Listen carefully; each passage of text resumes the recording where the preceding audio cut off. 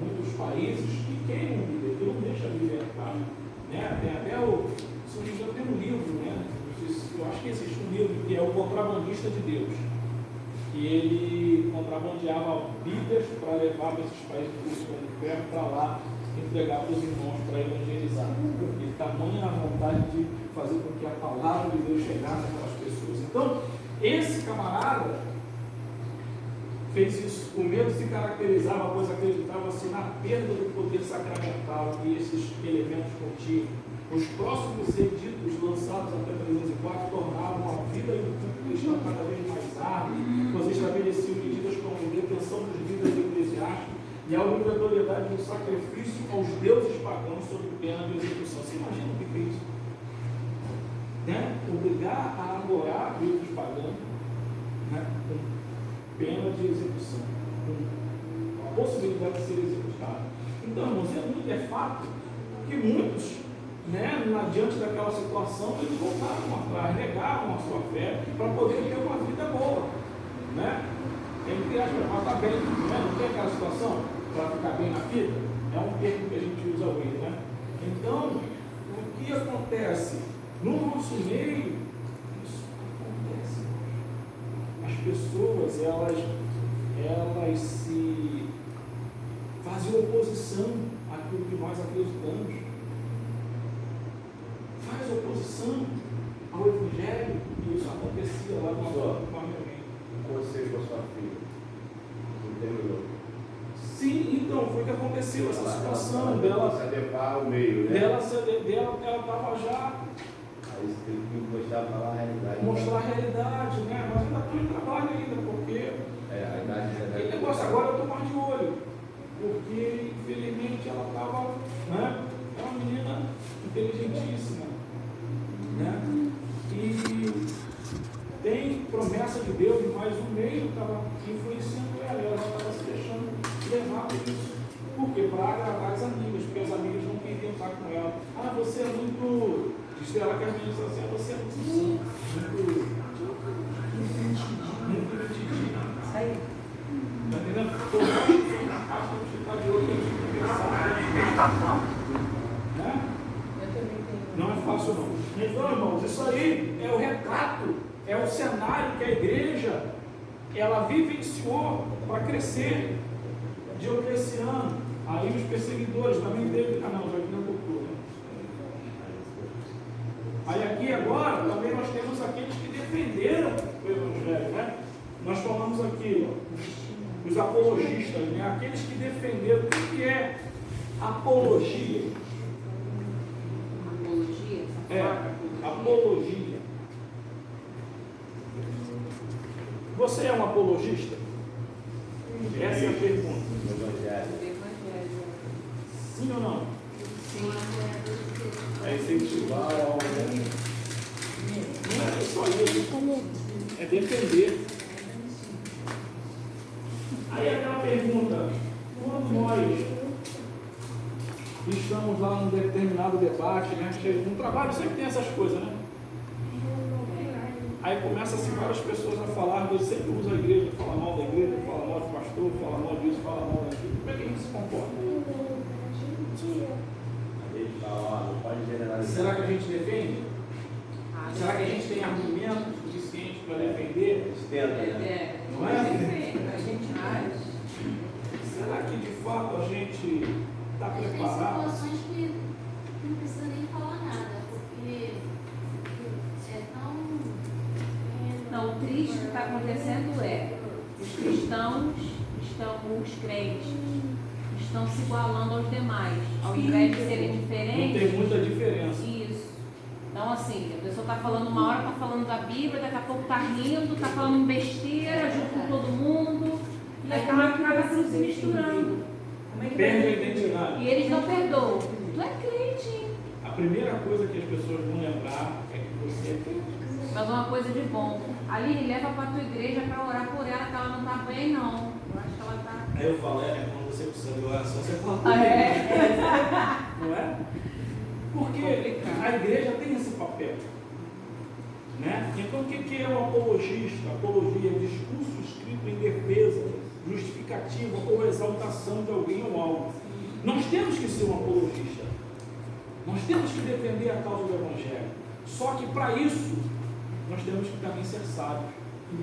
Sabe por quê? Porque tem gente que bate boca, que fala um monte de coisa. Se a gente não tiver habilidade, como é que você vai entrar, convencer o outro, né? No campo das ideias? Como é que você vai falar de alguma coisa? Você também tem que ter sabedoria, né? Vamos pegar o exemplo de Jesus. Jesus está lá. Quem tentava pegar sempre Jesus pelo contrapé? Os fariseus, os escribas, os homens que viviam lá, a quem Jesus combatia. Eles tentavam pegar Jesus no contrapé. Jesus, é lícito pagar o tributo? Aí Jesus vai lá, pega uma moeda. De quem é essa esfinge aqui? De quem é essa imagem na moeda? É de César? Não, não é César que é de César. Mas não é Deus aquilo que é de Deus. Ele faz uma ruptura entre o mundo espiritual e o mundo, as relações sociais. Ou seja, enquanto cidadão, pague os seus impostos, cumpra com seus deveres, mas também não deixe de dar a Deus. Ou seja, ele não foi contra e também não foi a favor, ele só fez a ruptura. Jesus era tremendo, né? 100% homem, 100% Jesus, essa mulher aí, quando chegar lá no céu, ela já teve um monte de marido. Quem vai ser o marido dela? Não é? Eles estavam sempre querendo pegar Jesus, né? Sabia sair das situações. Então, apologista que faz apologia, aquele que faz apologia, né? Que defende o Evangelho. Então, houveram alguns defensores. Só que esses defensores também, a gente precisa entender que eles, nem em todas as suas ideias, nem em todas as suas defesas, né, em alguns momentos também, eles criaram uma certa tensão no meio cristão. Por quê? Porque às vezes não é porque eu defendo algo que aquilo vai ser certo, né? Essas questões, elas eram analisadas, elas iam para o concílio, né? Os concílios eles eram levantados justamente para isso. É como se hoje, por exemplo,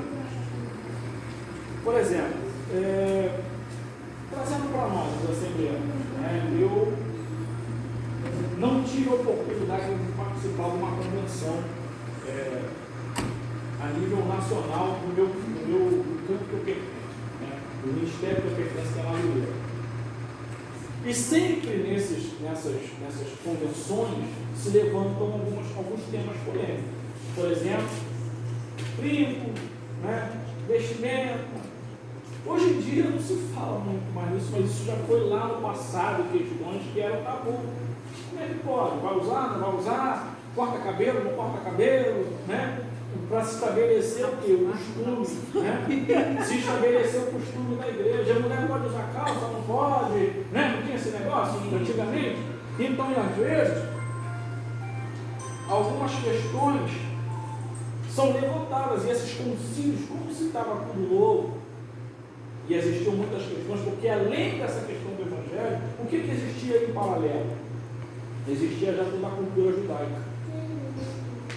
Os próprios apóstolos, eles debatiam entre eles. O próprio apóstolo Paulo, se não me falha agora, em Gálatas, Paulo chega numa cidade e vê Pedro, meio que Pedro, até Pedro se tornar o Pedro mesmo, preparado mesmo, Pedro foi, né? Pedro deu umas escorregadas, e Paulo chegou, Pedro, vem cá, como é que você vivendo como os gentios, está querendo forçar, né? Paulo deu uma repreensão a Pedro e falou: tu está querendo forçar as pessoas a se circuncidarem, né? É onde Paulo vai falar que a circuncisão agora não era mais no prepúcio da carne, mas era onde? No coração. Eles tinham questões que eles mesmos não se entendiam. Porque Paulo, irmão, apesar de não ter vivido com Jesus, Paulo não viveu com Jesus. O único encontro de Paulo viu Jesus indo para a cidade de Damasco, né? Jesus aparece para ele. Paulo não vive com Jesus. Quando ele se converte, ele foge, porque os irmãos queriam matar Paulo. Essa é a verdade. Paulo foge dentro de um cesto pelo muro da cidade. Paulo pica a mula, né? Usando o termo. Ele fica escondido durante um tempo e recebendo o quê? De Deus as revelações. Paulo é aquele que tem as maiores revelações acerca do Evangelho. Paulo vai ler o Antigo Testamento, Paulo vai transferir, Paulo vai pegar e vai interpretar de uma forma à luz do Espírito Santo, quando Paulo vai falar que a lei era apenas o quê? Um aio que nos conduz a Cristo, é apenas um meio. A lei era que mostrava o pecado do homem. Paulo vai falar sobre várias outras coisas, vai falar sobre casamento, Paulo vai falar sobre como servir a Deus. Como Paulo escreve as cartas, é porque os irmãos estão tendo dúvida, e Paulo, as epístolas paulinas servem como base doutrinária da igreja, porque Paulo, apesar de não ter vivido com Jesus, ele teve a revelação do Espírito Santo. Então Paulo, pegou Pedro no contrapé e falou: Pedro, você está meio equivocado. Então esse camarada aqui, que é um dos defensores, né, o ponto central da apologética bíblica, consiste em demonstrar que Jesus Cristo é o Logos, do qual todos os filósofos falavam, e portanto, à medida em que participam o Logos, chegando a expressar uma verdade parcial, vendo a verdade de modo obscuro, graças à semente do Logos depositada, pode-se dizer cristão. Mas uma coisa é possuir uma semente e a outra é o próprio Logos. Aprendemos que Cristo é o primogênito de Deus e que ele é o Logos, do qual participa todo o gênero humano. Consequentemente, aqueles que viveram antes de Cristo, mas não segundo o Logos, foram maus, inimigos de Cristo. Ao contrário, aqueles que vieram vivem conforme o Logos, são cristãos e não estão sujeitos a medo de perturbações. Naquela época se começa a estabelecer o pensamento, né? Ter essa questão do credo, né? do que acreditar. Como eu acredito? No que eu acredito? Né? E eles começam a estabelecer isso daí. Porque até então, irmão, se tinha dúvida. Eu preciso me circuncidar? Eu sou judeu. Me converti a Cristo. Né? Eu preciso passar pela circuncisão? Eu não vou passar pela circuncisão? Né? Aí aquele que é gentil, que vem para o Evangelho, precisa circuncidar, porque ele era gentil, ele precisa passar pela circuncisão agora, para ser cristão? Será que era isso? Paulo vai mostrar que não. Paulo vai dizer que não precisa mais circuncidar, porque a circuncisão acontece no coração. Então são essas verdades do Evangelho, são esses ensinamentos que Cristo passou para os apóstolos, que começam então a ser entendidos nesse momento. Eles começam a estabelecer, eles começam a entender o que estava acontecendo, né? Toda pessoa criada como ser racional participa do Logos. E até essa definição da palavra Logos, eu vou ler para os irmãos, porque a gente possa compreender também. Então, se tinha muita dúvida sobre como acreditar. Hoje em dia a gente tem muita literatura, a gente tem muito ensinamento, mas naquela época não se tinha, estava tudo no começo. Né? E como é que eles iam saber o que fazer? Deixa eu ver. Conjunto harmônico de leis que comandam o universo. É isso? Princípio, aqui está, princípio cósmico de onde provém a ordem e a racionalidade do mundo, do mesmo modo como a razão humana ordena a ação humana. Esse pensamento, ele está muito ligado à filosofia, né? Porque eles começam a entender o cosmos, entender Deus, começam a pensar dessa forma, como é que Deus, né? E essa questão, existia muitas dúvidas sobre a divindade de Cristo. Cristo é de fato divino, ou ele era um homem à frente do seu tempo, né? Ele era de fato, como alguns pensadores diziam, né? E a gente nos slides mais na frente vai falar sobre isso. Muitos viam Jesus não como um Deus, não como um filho de Deus, mas como apenas um homem. Isso, como se fosse isso, né? Então, essas dúvidas começaram então a ser estabelecidas, a ser, né, entendidas. É por isso que se tinham os concílios para poder definir o que é isso, né? Como é que isso vai ser. Então, isso aqui, a filosofia grega influenciava muito, né? Justino convencido que a filosofia grega tende para Cristo, acredita que os cristãos podem ser fidelis, com confiança, em conjunto, em futuro, enfim. Justino Agostinho, em particular, notadamente em sua primeira apologia, conduziu uma crítica implacável com relação à religião pagã e seus mitos, né? Mitologia e mitos, né? Os mitos da Grécia, né? Os gregos tinham muita mitologia. Eu falei aqui na semana passada sobre Zeus, Eros, Hades, né? Todos aqueles deuses, né? Criados pelos gregos, né? Que tinham Poseidon, que era o deus, né, dos mares, e por aí vai. O Hades é o deus lá do inferno, né? E vários.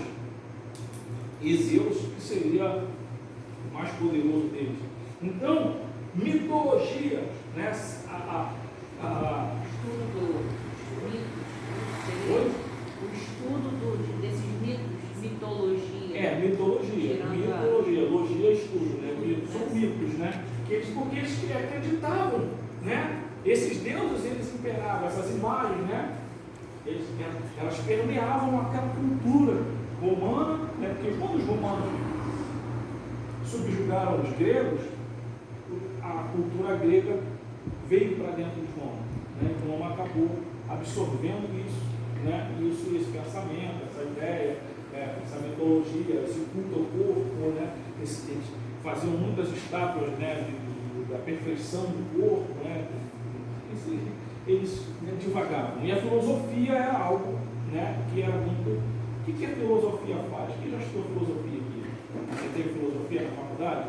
Uma coisa meio de louco, né? A filosofia te faz pensar, né? Um ponto positivo é esse, te faz imaginar, buscar respostas, né? Pensar. Por que isso aqui é vermelho? Eu vou pensar. Por que é vermelho? Né? Os filósofos, eles faziam. Então, é isso aí, que considerava como caminhos falsos, né? Diabólicos no caminho da verdade. Assim, Justino e com eles, outros apologistas, marcaram a tomada de posição nítida da fé cristã pelo Deus, dos filósofos contra os falsos deuses da religião. Pensando nisso, aí a gente vai falar sobre mitologia, a gente vai falar na frente sobre misticismo, né? Sobre místicos, sobre aquelas distorções. Nós falamos isso aqui na aula passada, demos uma pincelada, né? O que é a coisa mística, o que é o misticismo, né? Que a gente vai falar um pouquinho sobre isso daí. Mas um defensor que foi Tertuliano, né? Em latim. Isso aí, esse material eu vou passar para os irmãos, tá? Já vou finalizar ele, não tem mais algumas coisas para colocar, alguns slides, né? Mas vou mandar em PDF depois para vocês. Ele organizou a evolução da nova teologia da Igreja Antiga. Ele é talvez o mais famoso por seu autor mais antigo. Tem que lembrar que as horas não nos esperam. Mais antigo cuja obra sobreviveu ao utilizar o termo trindade. Aí começa, né? Trindade. Esse termo é encontrado na Bíblia? Não. Ele quer dizer o quê? Triunidade, né? Três. Isso aí é meio difícil da gente. É uma coisa difícil de explicar, né? Para muitas pessoas que né, a Bíblia não entende. Mas a Bíblia nos dá esse entendimento que Deus subsiste em três pessoas, né? Então vamos lá para a gente ganhar tempo. Seitas e suas doutrinas, né? E a gente vai falar aqui sobre o hebraísmo. Está aqui na nossa apostila também. Os hebraístas, né? Povos cristãos judaicos, Jesus o Messias, porém não divino. Qual a página? Eles acreditavam, página 51. Eles acreditavam que Jesus não era divino, que ele era um homem. Vamos dizer assim, como se ele fosse como que eles dizem aqui, o evianismo, né? É uma das ramificações do cristianismo primitivo que pregava que Jesus de Nazaré não teria vindo a abolir a Torá e que considerava Paulo de Tarso um apóstata. Desta forma, pregavam que tanto os judeus como os gentios convertidos deveriam seguir os mandamentos da Torá, o que levou a um choque com suas outras ramificações do cristianismo e do judaísmo.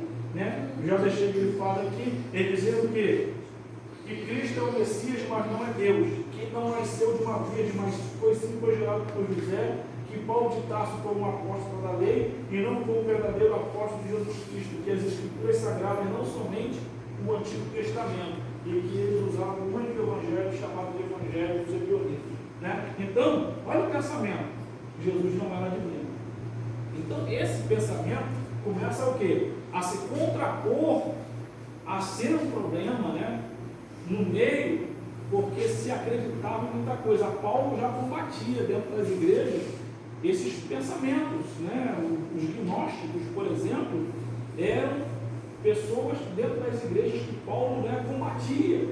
A verdade do Evangelho, ela foi lutando para ganhar, né? Aí, qual é o texto que Paulo diz sobre dar uma afirmação sobre o Evangelho?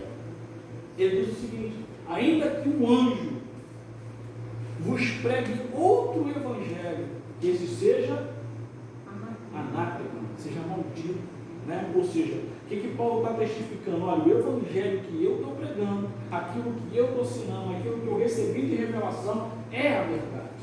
E por que não aceitaram o apostolado de Paulo? Porque eles preferem Tiago e Pedro. Oi? Você estava Tiago e Pedro, está mais do que Paulo e o seu passado. Então, mas o apóstolo Paulo, né? Paulo fala lá em 1 Coríntios, né?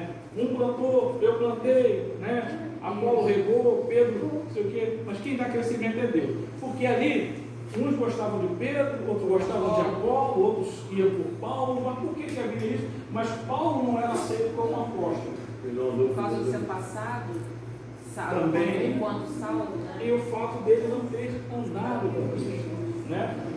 Aí aquele pressuposto para os nossos dias. É certo usar o termo apóstolo nos nossos dias? Como um cargo eclesiástico? Isso. Sim ou não? Não vamos entrar nesse mérito, né? Vamos fazer uma pesquisa a respeito. É certo ou é errado, né? O apóstolo. Então, e que as escrituras sagradas são somente o Antigo Testamento, é o que eles acreditavam. O Antigo Testamento era o quê? A Torá, né? Era o quê? Eram os 5 livros de Moisés lá, Gênesis, né? Êxodo, Levítico, Números e Deuteronômio. Os profetas, né? Aqueles tipos de escritura. O Novo Testamento, aquilo que foi escrito depois de Jesus, que muita coisa ainda, né? Alguns escritos ainda não tinham sido, vamos dizer, organizados, né? Existiam as cartas, né? Aquelas coisas. Então isso não estava muito bem organizado, se tinha confusão, eles acreditavam só naquilo que tinha antes de Jesus. Então, era um cenário muito difícil, os homens tinham que ter uma capacidade de raciocínio, de revelação, de buscar o conhecimento, e Paulo se torna tão influente nessa situação porque Paulo ele foi ensinado aos pés de Gamaliel, que era um sábio da época, né? Era um homem erudito, muito conhecido. Paulo aprendeu muita coisa sobre a lei. Paulo era um defensor ferrenho. Disse que Paulo era zelote, né? Ele defendia o que ele acreditava. Mas aí, quando ele tem um encontro com Cristo, o que ele vai dizer? O que antes, para mim, era ganho. Reputei por perda, pela excelência do conhecimento de Cristo. E Paulo ainda vai dizer o seguinte: hoje eu, o preso do Senhor, né? Então Paulo tem uma revelação diferente, e é por isso que Paulo escreve com tanta ênfase. Pedro mesmo vai falar assim: olha, tem coisas escritas de Paulo que é difícil de compreender, porque Paulo ele usa alegoria, ele usa figura, ele vai falar sobre o Evangelho, né? E Paulo tem revelações tremendas, né? Você falou na questão de Paulo aqui, mas vamos lá. Esse ebionismo, gnosticismo, isso aqui era um dos pensamentos mais. E o gnosticismo ele tem várias vertentes, né? Tem várias vertentes aqui. Gnosticismo surge no primeiro século, o redentor se tornar muito poderoso. Ou seja, aquele que tem o conhecimento é um conjunto de correntes filosófico-religiosas, sincréticas. Olha aqui, o sincretismo. O que é sincretismo? Já esqueceram? O que é sincretismo? Dicionário. Já esqueceram o que é sincretismo? Eu não botei isso nos slides lá não com vocês. Acho que eu botei. Feminismo e sincretismo. Isso. Então, não copiou não? O sincretismo É o quê? Reunião das religiões, dos deuses, né? Trazer as entidades para dentro do Evangelho, fazer aquela coisa assim, unir, né? Foi o que Constantino fez. Constantino, ele dizia que a gente vai falar, mais na frente vai falar sobre Constantino, o que ele fez, as coisas que trouxe de boa para o Evangelho, né? E o que trouxe de ruim também. Então, você foi pegando o quê? Aqueles outros deuses, a forma de adorar e tentando unir numa coisa só. Então, o pensamento aqui do gnosticismo é sincrética, né? Porque chegaram a mimetizar-se com o cristianismo. O que é mimetizar? É se unir. Tem muita gente que vive às vezes um evangelho gnóstico. Nós falamos sobre isso aqui, falamos. E tem gente, mesmo estando na igreja, mas ainda acredita em algumas coisinhas aí que está fora do contexto. A vassoura atrás da porta, né? E por aí vai outras coisas, né, irmãos? Que infelizmente está dentro das igrejas, né? Esse misticismo, essa coisa que acontece. Mas vamos lá, vocês vão ter isso aí depois para ler, tá? Senão a gente vai. Os mantineus, budismo, né? Ou seja, uma mistura de budismo, zoroastrismo e cristianismo. Como eu não encontrei referência, eu peguei o quê? O que é o budismo? O budismo acredita no karma. Ou seja, se hoje eu estou sofrendo, é porque em outra vida eu fui uma pessoa má. O budismo tem isso daí, né? Refere-se especificamente a essas ações do corpo, da fala, da mente, que brotam da intenção mental e que geram consequências, frutos ou resultados. Cada vez que uma pessoa age, há alguma qualidade de intenção em sua mente, e essa intenção muitas vezes não é demonstrada pelo seu exterior, mas está no seu interior e determinará os efeitos dela decorrentes. Zoroastrismo, os mais deístas não representam seus deuses e esculturas, e tem templos, deixou traços nas principais religiões mundiais, como o judaísmo, o cristianismo e o islamismo. Ou seja, irmãos, o catolicismo romano é impregnado dessas coisas oriundas das outras, desses ensinamentos das outras religiões, né? Porque eles procuram o quê? Agradar todo mundo. Vamos agradar todo mundo, vem para cá. Aí pega os deuses, muda só o nome, né? E aqui passa a ser Pedro, aqui passa a ser Tiago, aqui passa a ser não sei o quê, ou né? Como nós falamos. Então, e aí vai. Eles acreditavam o quê? Na imortalidade da alma, a vinda de um Messias, a ressurreição dos mortos e o juízo final. Algumas coisas até vai, né, ser aquilo que a gente acredita, mas da forma como se acredita é que é o problema, né? Porque assim, como é que a gente vai tentar explicar isso aqui? Jesus, Paulo, olha o que Paulo diz. Paulo diz que se nós pregarmos o Evangelho de Cristo, se não for movido pelo amor às almas, eu estou fazendo errado. Como é que pode isso? Eu vou ali na praça, começo a pregar, mas qual é a intenção do meu coração de pregar? Qual é a intenção que eu estou aqui no culto que eu vim na igreja, fui convidado para quê? Para servir Cristo, para ganhar dinheiro? Para encher. Qual é o objetivo? Então a intenção do meu coração também, o apóstolo Paulo vai falar aqui, se eu não tenho essa intenção, essa intenção não é a correta, perde o sentido. Perde o sentido, né? A doutrina da Zaratustra, né, foi espalhada oralmente e suas reformas não podem ser entendidas fora do seu contexto social. O indivíduo pode receber como recompensas divinas se lutar contra o mal em seu cotidiano, como pode também ser punido após a morte caso escolha o lado do mal. Ou seja, né, eles divagavam, né, seus pensamentos, muitas vertentes, né? Por quê? O mundo espiritual, irmãos, não dá para a gente compreender na sua plenitude, né? Mas a gente tem que ir pela palavra, aquilo que a palavra revela. E o pessoal às vezes vaga muito isso aí. Neoplatonismo é o termo que define o conjunto de doutrinas, escolas de inspiração platônica, Platão, né? é direcionada para os aspectos espirituais e cosmológicos. Olha só isso. É o cosmos, né? É os planetas. Tem gente que viaja nisso daí também, não é verdade? Aí eu vou fazer aquela pergunta. Cortar cabelo na lua cheia. Não, vou pro jornal todo dia para olhar o horóscopo. Eita. Conhece alguém que faz isso? Conheço. Que tem que ler o horóscopo todo E ainda dia. fala assim, caraca, parece até Deus falando comigo. Olha só. Como é que pode um negócio desse, gente? É, eu escuto isso. Né? Porque você está em ascendente da lua nova, não sei o que, com a lua cheia. Vou te falar, eu vi um programa do Silvio Santos, que é aquele negócio da roda, Roda aqui. Isso, tá ligado? Ali, aí tava lá, e tinha uma moça que era crente. Aí o Silvio Santos brincando com ela, perguntou qual é teu signo? Ela sendo crente. Aí ela falou, meu signo é não. Ele, ó, crente não tem signo. Ela confrontou ela. Tá vendo? Foi, eu vi isso. E ele sabe, ele é judeu. Ele é judeu. Então, mas realmente, mas não é uma coisa que merecia, tem gente que via ali e falava por Quem isso. falou que ele parece Deus falando com a pessoa? É crente. Olha isso, só Jesus na calma. Então, É vamos lá. crente, cara.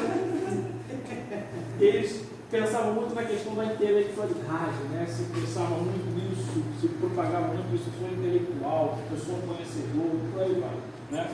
Então, monarquismo, né? O monarquismo, como é a vez chamado, uma série de crenças que enfatizam a unidade absoluta de Deus. A crença confia com a doutrina da Trindade, que vem em Deus, uma unidade composta pelo Pai, Filho e Espírito Santo. Os modelos compostos pelo Espírito foram rejeitados como heréticos pela Igreja Católica. Isso aí já lá naquele concílio, depois do concílio, isso foi rejeitado, tá? E aqui vamos ver o que a gente está aqui. Agora, eu falei sobre maçonismo, eu nem vou ler muito esse aqui, eu queria entrar nisso daqui. As corrupções pagãs, feiticismo. Em alguns ramos do cristianismo, veneração do latim veneratio, né? Que significa honrar. Aí nós vamos entrar numa questão, irmãos. E eu tenho um texto para a gente ler. Uma imagem. A gente está falando que a gente é igreja, que a gente serve a Deus, Deus não tem espiritual. Né? Deus não tem forma. Deus não tem forma.